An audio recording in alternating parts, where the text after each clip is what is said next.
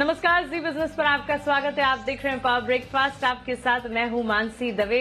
नए हफ्ते की शुरुआत और ये हफ्ता तो इनफैक्ट खास भी है क्योंकि भारत में त्योहारों की शुरुआत हो चुकी है और नवरात्रि के साथ त्योहारों की शुरुआत हम देख रहे हैं और जी बिजनेस की पूरी टीम की तरफ से आपको नवरात्रों की ढेर सारी शुभकामनाएं। हम यही उम्मीद करते हैं कि देवी मां आपको सुख, समृद्धि, शक्ति, सेहत और साथ ही ढेर सारी भक्ति भी प्रदान करें। चले आगे बढ़ते हैं और जान लेते हैं विदेशी बाजार के संकेत कैसे देखने को मिल रहे हैं। उसके बाद एक एक करके सारा सेटअप आपके सामने रखेंगे। कौन से शेयर्स हैं जिन पर फोकस करना है, रणनीति क्या होनी चाहिए, ब्रोकरेज, सब कुछ एक एक कर आपके लिए लेकर आ रहे हैं। विदेशी बाजार के संकेत मिले जुले हैं। एसजीएक्स निफ्टी से ही शुरुआत करेंगे। आप देखिए यहाँ पर करीब 70 अंकों की बढ़त देखने को मिल रही है। आधे प्रतिशत की बढ़त के साथ 11,840 के स्तर पर तेजी आप देखेंगे। वहीं डाउ फ्यूचर्स में भी अच्छी बढ़त के साथ फिलहाल ट्रेड देखने को मिल रहा है। करीब 150 अंकों के ऊपर का उछाल यहां पर दिख चुका है। 165 अंकों की तेजी फिलहाल डाउ फ्यूचर्स में आप देखेंगे और जापान के बाजार भी करीब 1% तक की तेजी दिखा रहे हैं। शुक्रवार के दिन अगर अमेरिकी बाजार की बात करें, मिले जुले लेवल्स देखने को जरूर मिले। डाउ जोन्स करीब 110 अंक चढ़ता दिखा। नैस्डैक में 40 अंकों की गिरावट हमने देखी। तो क्लियरली एक मिला जुला ट्रेडिंग सेशन शुक्रवार के दिन अमेरिकी बाजार के लिहाज से देखने को मिला। लेकिन कोरोना से जुड़े जो मामले हैं या कोरोना से जुड़े जो आंकड़े हैं उन्होंने फिर से परेशान करना शुरू कर दिया है। एक एक करके ये सारी ग्लोबल मार्केट्स की अपडेट जान लेते हैं। दीपांशु भंडारी हमारे साथ जुड़े हैं। थोड़ी ही देर में रणनीति आपके लिए लेकर आ रहे हैं जी बिजनेस के managing editor Anil Singhvi. Deepanshu, good morning. बताए विदेशी बाजार के संकेत आज कैसे लग रहे हैं? क्या स्टिमुलस पैकेज की उम्मीदें हैं जिसके चलते अमेरिकी बाजार खुश हो रहे हैं? उसके बाद मिले जुले लेवल्स दिखा रहे हैं और साथ ही कोरोना का अपडेट क्या है? Good morning Mansi. अगर आप देखें तो काफ़ी सारे संकेत आ रहे हैं। काफ़ी अहम हफ्ता होने वाला है जहां तक बाजारों का सवाल है। वैसे तो अच्छी शुरुआत हुई है। एसजीएक्स निफ्टी अच्छी बढ़त दिखा रहा है। डाउ फ्यूचर्स, नास्डैक फ्यूचर्स में अच्छा एक्शन है और साथ ही एशिया के बाजार भी ज़्यादातर पॉजिटिव ही ट्रेड कर रहे हैं। कुछ ही देर में चीन के Q3 के जीडीपी आंकड़े आएंगे तो वहां पर हमारी नज़र है। 5.2% की ग्रोथ का अनुमान लगाया जा रहा है साल दर साल अगर आप देखें।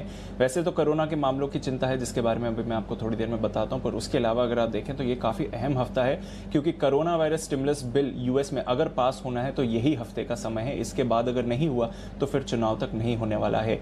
एक छोटे बिल पर वोटिंग होने वाली है वेडनेसडे के दिन।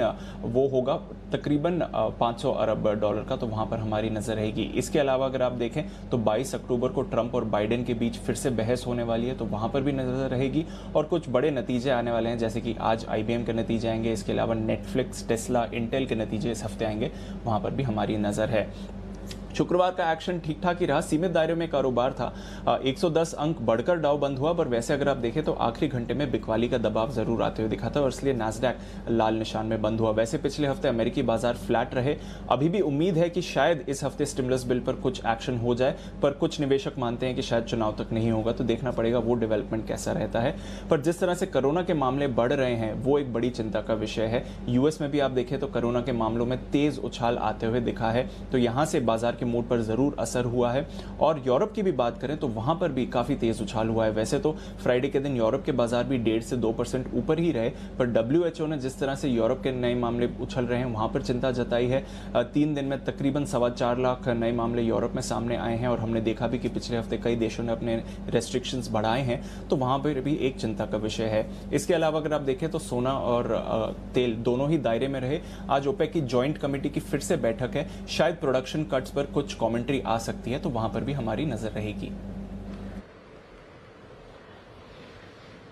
बिल्कुल दीपांशु, तो कोरोना के आंकड़े तो परेशान कर ही रहे हैं, लेकिन भारत और चीन के बीच के मामले की बात करें, कोर कमांडर स्तर की बैठक फिर से होने की संभावना है क्या? इस बार कोई ठोस बातचीत निकल कर आ सकती है, कोई फैसला निकल कर आ सकता है?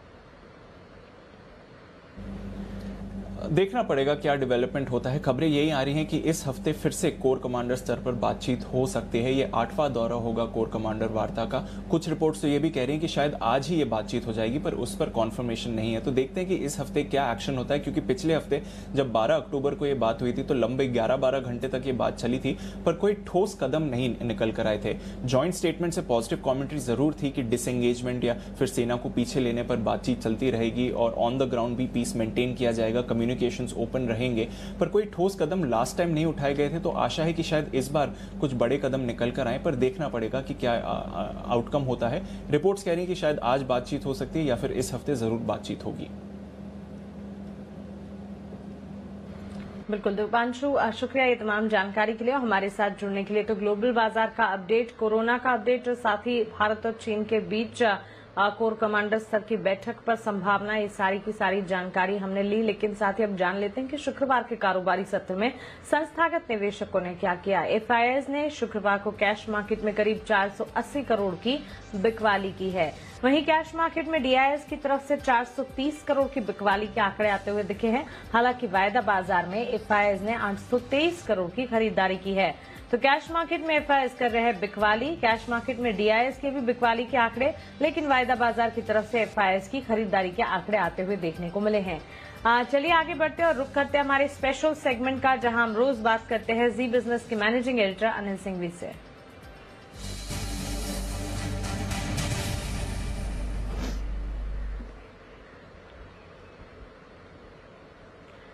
Anil sir, good morning. विदेशी बाजार के संकेत तो मिले जुले दिख रहे हैं, लेकिन ये कोरोना की दूसरी लहर ने आप परेशान किया है। ग्लोबल मार्केट्स के सेटअप को कैसे समझे और भारतीय बाजार के लिए पहली रणनीति क्या होगी? Good morning Mansi. देखिए, इसमें कोई डाउट नहीं कि पिछले हफ्ते जो एक बड़ा करेक्शन भारतीय बाजारों में दिखा वो कोरोना की लहर के चलते ही दिखा, लेकिन धीरे धीरे बाजार इससे फिर से रिएक्शन देना बंद करके मजबूती के साथ बढ़ने की कोशिश कर रहे हैं। तो एक और दो ट्रेडिंग सेशन आगे के अहम होंगे कि क्या वाकई में कोरोना के ये बढ़ते हुए प्रकोप से बाजारों को डर लगता है या नहीं। लेकिन ऐसा लग रहा है कि बाजार ये मानकर चल रहे हैं कि ठीक है, पहली लहर की तरह दूसरी लहर भी कोरोना की शायद निकल जाए, लेकिन रिएक्शन कब आएगा ये कहना मुश्किल है। फिलहाल ग्लोबल मार्केट्स की जो मजबूती और अमेरिकी बाजारों में भी भले उतार चढ़ाव के साथ कारोबार हुआ और दिन के निचले स्तरों की तरफ अमेरिकी बाजार बंद हुए, लेकिन डाउ फ्यूचर्स उसकी भरपाई करने की कोशिश कर रहे हैं। तो उस लिहाज से जो मोमेंटम है भारतीय बाजारों का, शुक्रवार को हमने देखा मजबूती का, वो थोड़ा और आगे बढ़ने की आप उम्मीद कर सकते हैं। 11,675, 11,725 निफ्टी के लिए अच्छे सपोर्ट के तौर पर सामने आता हुआ दिखा है और ये लेवल, ये रेंज आसानी से नहीं टूटेगा। और आपको याद होगा पिछले हफ्ते भी हम यही बात कर रहे थे कि जब तक 11,650 के नीचे बंद न हो तब तक ट्रेंड आपका न्यूट्रल होगा नहीं, और 11,650 के नीचे हमने क्लोजिंग दी नहीं है। तो उस हिसाब से थोड़ी और मजबूती बन सकती है। 11,875, 11,925 आज के लिए ऊपरी रेंज हो सकती है जहां तक बाजार जाने की कोशिश कर सकता है। बैंक निफ्टी का जहां तक सवाल है, 23,150, 23,200 मजबूत सपोर्ट के तौर पर सामने आता हुआ दिख रहा है, और ऊपरी स्तरों पर 22,950, 24,050 ये एक रेंज बन सकती है। असली और बढ़िया तेजी बैंक निफ्टी में तब बनेगी जब बैंक निफ्टी 24,200 के ऊपर टिककर बढ़िया ट्रेड करता हुआ दिखे, तो वहां से अच्छी खासी खरीदारी और शॉर्ट कवरिंग आती हुई दिखेगी। लेकिन ओवरऑल बाय ऑन डिप्स का मार्केट है, इस रेंज को आपको ट्रेड करना है, और अगर ज्यादा गैप से न खुले तो शुरुआत हो या कम गैप से के साथ शुरुआत हो तो फिर आपको खरीदारी करनी चाहिए। बिल्कुल अनिल सर, शुक्रिया ये जानकारी के लिए और हमारे साथ जुड़ने के लिए। तो गिरावट में खरीदारी के मौके बाजार में बनते हुए दिख सकते हैं। सतर्कता के साथ आप हर रेंज को, हर ट्रेडिंग लेवल को ध्यान में रखें।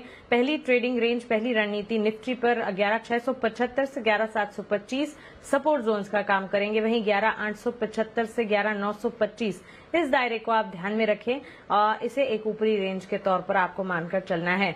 वहीं बैंक निफ्टी ध्यान रखिए, अगर 24,000 के ऊपर बैंक निफ्टी के लेवल्स आप देखते हैं तो उसके बाद अच्छी तेजी देखने को मिल सकती है। उसके ठीक बाद एक शॉर्ट कवरिंग का डोज भी यहां पर बाजार देख सकता है। लेकिन इस बीच अगर रणनीति की बात करें और सपोर्ट जोन्स देखें, 23,150 से 23,200 ये सपोर्ट जोन्स बैंक निफ्टी के लिए काम करते दिखेंगे। 22,950 से 24,050 एक बड़ा दायरा है, इसे मानकर चले ऊपरी रेंज के तौर पर। लेकिन यूरोप में कोरोना की दूसरी लहर से चिंताएं बढ़ती दिखी है। लंदन में सख्ती से लॉकडाउन शुरू होगा और साथ ही कई प्रतिबंध भी लगाए गए हैं। इसका ग्लोबल बाजार पर कैसा असर पड़ रहा है, इस पूरी बात पर विस्तार से बातचीत करने के लिए हमारे साथ ग्लोबल बाजारों के एक्सपर्ट अजय बग्गा जुड़ गए हैं।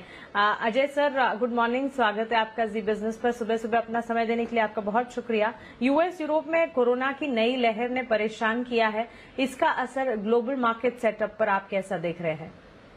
जी बिल्कुल, स्पेशली अगर देखें यूरोप के नंबर्स 1 लाख से ज्यादा केसेस हो रहे हैं दिन के, और लाइफ टाइम हाईज के केसेस पहुंच रहे हैं कई देशों में फिर से। तो लॉकडाउन के चलते चिंता ये है कि जो इकोनॉमी सुधर रही थी, क्या उसमें फिर से एक ठहराव आएगा। इस बारी ये जरूर है कि देश तैयार हैं हैंडल करने को, उनका जो क्योर्स का जो इसको ठीक करने का जो प्रोटोकॉल्स है वो तैयार है मानसी, बट ओवरऑल ये वॉलेटिलिटी क्रिएट करता है और एक अनसर्टेनिटी क्रिएट करता है इकोनॉमिक रिकवरी के तरफ।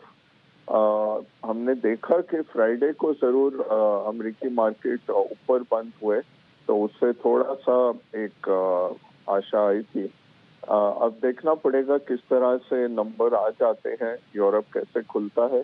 और दूसरी एक बात है जो यूएस इलेक्शंस में अनसर्टेनिटी रहेगी कि जब तक 3 नवंबर को अगर नतीजे 4 को आते हैं किसी भी तरफ आए तो वो मार्केट के लिए अच्छा है। अगर नतीजे कॉन्टेस्टेड रहते हैं तो मार्केट्स अनसर्टेनिटी के दौर में जाएंगे। तो मुझे लगता है इस हफ्ते ऑनवर्ड्स थोड़ा सा अमेरिकी इलेक्शंस का भी अनसर्टेनिटी मार्केट्स पे आते दिखेगा, तो साइडवेज मार्केट्स रह सकते हैं।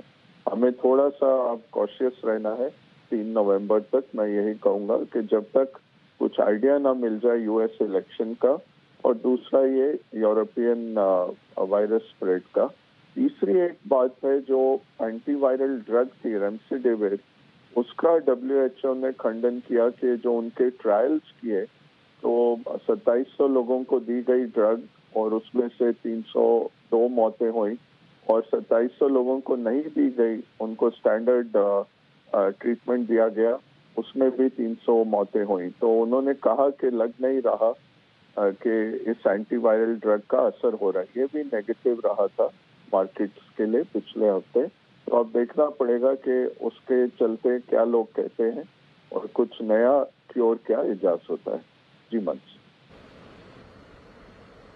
बिल्कुल बिल्कुल बग्गा साहब, सारे के सारे तर्क विस्तार से हमें समझाने के लिए आपका शुक्रिया। तो आप यहाँ पर देखिए वैक्सीन से जुड़ी चिंताएं तो हैं ही, और इस बीच कोरोना की दूसरी लहर ने भी दस्तक दी है, जिसकी चिंताएं बढ़ती हुई देखने को मिल रही है। साथ ही इलेक्शन से जुड़ी अनसर्टेनिटी जो है उस पर भी खास यहाँ पर नजर रखनी होगी। ग्लोबल मार्केट्स का सेटअप तो एक कॉशियस ट्रेंड ही दिखाता आने वाले दिनों में दिख सकता है। आगे बढ़ते और अब जान लेते हैं कि खबरों के चलते एक्शन कहां पर देखने को मिलेगा। खबरों वाले शेयर्स लेकर हमारे साथ पूजा त्रिपाठी जुड़ गई हैं। पूजा, गुड मॉर्निंग, बताएं खबरों वाले शेयर्स आज कौन से हैं? Good morning Mansi. शुरुआत आज जो आने वाले नतीजे हैं उनसे कर लेते हैं। ब्रिटानिया, HDFC लाइफ, ये दोनों कंपनियां निफ्टी से अपने नतीजे घोषित करेंगी और वायदा बाजार से ACC के नंबर्स आ जाएंगे, तो इन दोनों पर हमारी नजर रहेगी। इसके अलावा हैट्सन एग्रो की बोर्ड की बैठक होगी आज, जिसमें कि नतीजों के अलावा बोनस इश्यू पर भी विचार किया जाएगा। और इक्विटी म्यूचुअल फंड का जो कट ऑफ टाइम है वो बढ़कर अब 3 बजे तक कर दिया गया है, वो भी आज से लागू होगा। तो ये कुछ अहम इवेंट्स हैं जहां पर कि आपको नजर रखनी है। कुछ नतीजे जो ओवर द वीकेंड आए उसमें HDFC बैंक निफ्टी कंपनी से अपने नतीजे घोषित किए। नतीजे हमारे अनुमान के मुताबिक ही थे। एसेट क्वालिटी में इंप्रूवमेंट देखने को मिली, हालांकि मार्जिन में हल्का दबाव था, लेकिन बाकी सारे फंड्स पर देखेंगे तो नंबर्स काफी अच्छे नजर आ रहे हैं। इसके अलावा शशिधर जगदीशन को बैंक के नए MD और CEO के तौर पर नियुक्त होने की मंजूरी मिल चुकी है और 27 अक्टूबर से ये कंपनी का कार्यभार संभालेंगे। कैश सेगमेंट से भी काफी सारे नंबर्स आए हैं। डीमार्ट के नंबर्स हमारे अनुमान से हल्के कमजोर हैं। आय में 11% की गिरावट देखी गई है। मुनाफे में करीब 40% की गिरावट इस बार दर्ज हुई। बजाज कंज्यूमर के आंकड़े सपाट हैं। आय में करीब 3% की बढ़त और मुनाफे में करीब 2% की बढ़त इस बार देखी गई। टाटा कम्युनिकेशन के नंबर्स काफी अच्छे दिखाई दे रहे हैं। आय में 3% की बढ़त है, लेकिन कुछ एक्सेप्शनल गेन्स भी हुए हैं, जिसके चलते मुनाफे में 608% की बढ़त देखने को मिली। लेकिन मार्जिन के फ्रंट पे भी देखेंगे तो नंबर्स काफी बेहतरीन नजर आ रहे हैं।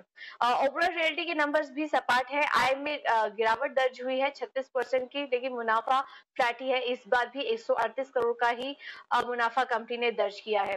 कुछ और खबरों की बात करें तो जेट एयरवेज पर आज आप नजर रखिए। कैलरा कैपिटल और मुरारीलाल जैन के कंसोर्शियम ने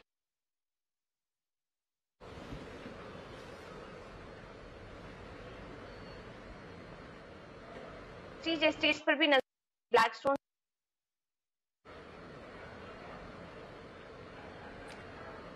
ठीक है, पूजा से हम संपर्क नहीं कर पा रहे हैं ठीक से, लेकिन खबरों के चलते कई सारे शेयर्स हैं जो कि एक्शन में दिखेंगे। ढेर सारे इवेंट्स भी हैं, ट्रिगर्स भी हैं जिस पर आपको नजर रखनी है। नतीजों का सीजन शुरू हो चुका है, दूसरी तिमाही के नंबर्स, तो कई सारे नतीजे आते दिखे ओवर द वीकेंड और आज भी काफी सारे इंपॉर्टेंट नंबर्स हैं जिसका इंतजार रहेगा। इस बीच जी बिजनेस के खास शो बाजार आज और कल में एचडीएफसी सिक्योरिटीज के वीके शर्मा ने ऑप्शन की एक दमदार रणनीति बताई है, आइए उससे जान लेते हैं। अल्ट्राटेक सीमेंट मैं लेके आया हूँ और आपको ध्यान होगा कि स्टील और सीमेंट आज जोरों पे थे और काफी हद तक उसके अंदर खरीदारी देखी गई। तो जो सबसे बड़ा जो सीमेंट की कंपनी है और डेरिवेटिव्स में भी है वो है अल्ट्राटेक। 4500 की कॉल यहाँ पे 142 रुपए पे ली जा सकती है। स्टॉप लॉस रखा जाए 100 रुपए का और टारगेट रहेगा 215 का। दूसरा स्टॉक बिल्कुल हटकर है टाटा मोटर्स।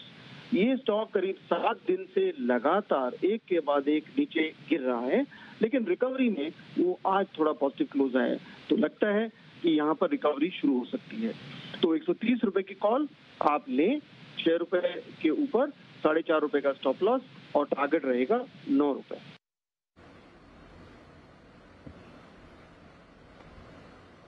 चलिए, तो 2 कॉल्स है आपके पास। सीमेंट स्पेस लगातार पिछले हफ्ते हमने देखा एक्शन में रहा। अल्ट्राटेक सीमेंट खरीदारी की राय, अक्टूबर कॉन्ट्रैक्ट 4500 की कॉल खरीदी जा सकती है।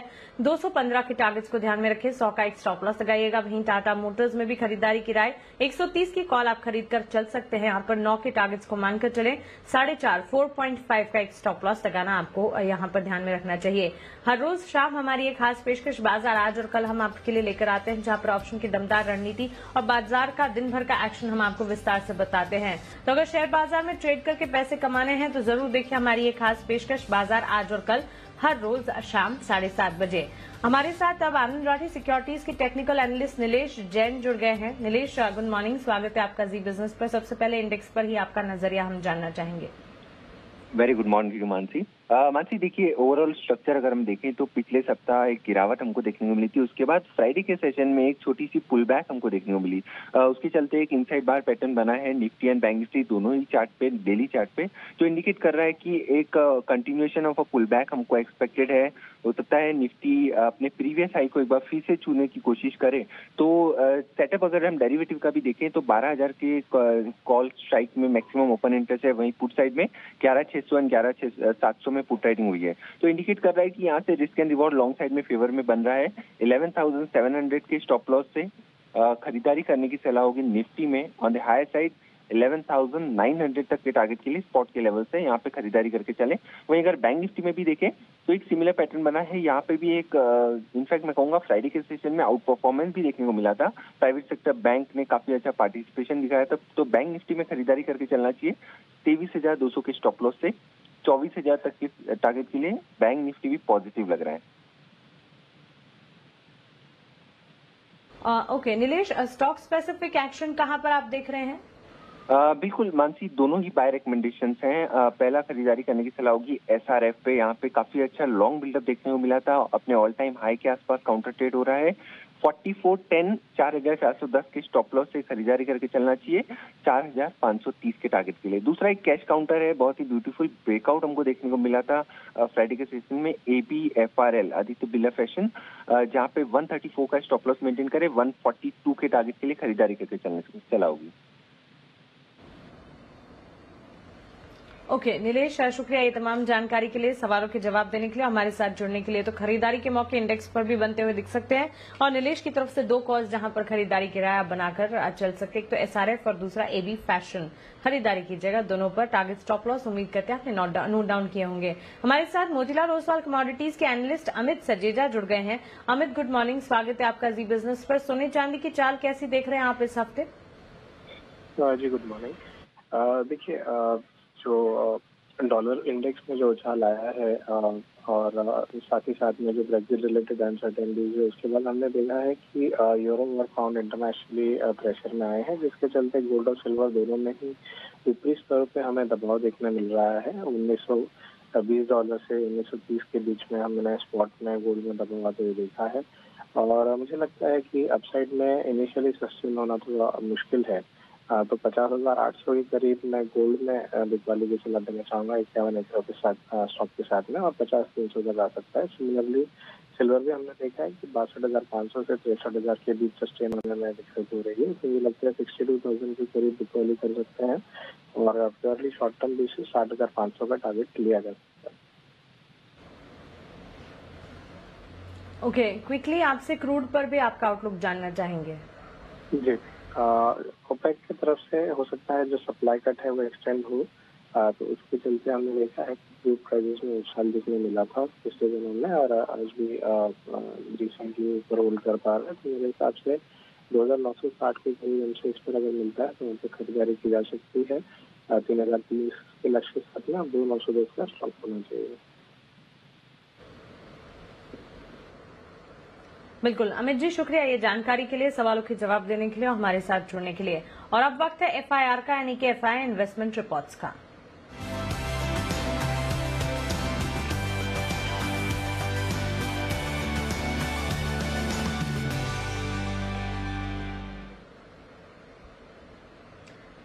आशीष, गुड मॉर्निंग, बताएं कौन सी रिपोर्ट्स है हमारे पास। Good morning Mansi. सबसे पहले देखिए HDFC बैंक यहाँ पर कंपनी के नतीजे आए थे, नतीजे अनुमान के मुताबिक देखने को मिले, लेकिन ब्रोकरेज हाउस सभी के सभी पॉजिटिव नजर आ रहे हैं। JP मॉर्गन ने ओवरवेट की रेटिंग को बरकरार रखा है, लक्ष्य 1220 से बढ़ाकर 1460 कर दिया, 1203 जो है शुक्रवार की क्लोजिंग है। इसके अलावा नोमुरा देखिए ये भी खरीदारी की राय दे रहे हैं, लक्ष्य 1325 से बढ़ाकर 2450 कर दिया है। मॉर्गन स्टैनली ने ओवरवेट की रेटिंग को बरकरार रखा है, लक्ष्य 1450 से बढ़ाकर 1550 कर दिया है। और सभी कह रहे हैं कि अगर आप देखें तो जो कलेक्शंस हैं अब पूरी तरीके से नॉर्मल स्तर पर पहुंच चुके हैं, मजबूत फ्रेंचाइजी है और कंपनी में आगे जाकर भी बढ़िया ग्रोथ देखने को मिलेगी।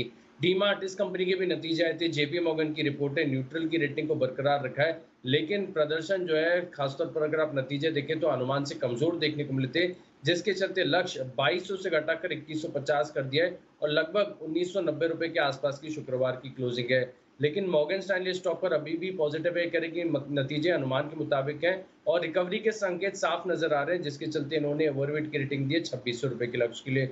शुक्रवार को HCL टेक के नतीजे आए थे, ब्रोकरेज हाउस CLSA की रिपोर्ट है, खरीदारी किराए को बरकरार रखा है, 1000 रुपए के लक्ष्य के लिए 830 की क्लोजिंग है। और नोमेरा ने भी खरीदारी किराए दे रहे हैं, करंट मार्केट प्राइस से ऊपर का लक्ष्य दे रहे हैं 970 रुपए का। बिल्कुल आशीष, शुक्रिया ये ब्रोकरेज रिपोर्ट्स हमारे साथ शेयर करने के लिए। और इसी के साथ पावर ब्रेकफास्ट में फिलहाल इतना ही, मुझे दीजिए इजाजत।